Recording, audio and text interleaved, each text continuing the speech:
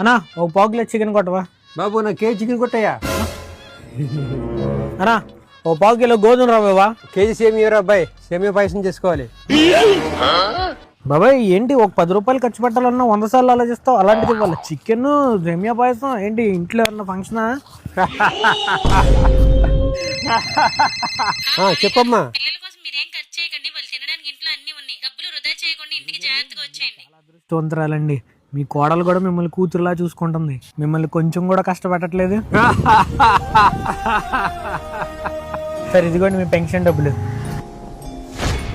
ఈ పెన్షన్ డబ్బులు మాకు ఇవ్వండి మా ఇంట్లో చాలా ఇబ్బందిగా ఉంది, పైగా పిల్లల ఫీజులు కూడా కట్టాలి. అది అమ్మ తాతకి ఫంక్షన్ వచ్చింది, ఇవాళ కూడా చికెన్ వండుకుంది అన్న. సర్లేరా, ఫంక్షన్ వచ్చిన రోజన్నా ఆయనకి చికెన్ పెడితే మిగతా రోజు కుక్కిన పెన్ లాగా ఉంటాడు. అమ్మా నేను వేసుకున్న కూర పాడైపోయిందమ్మా.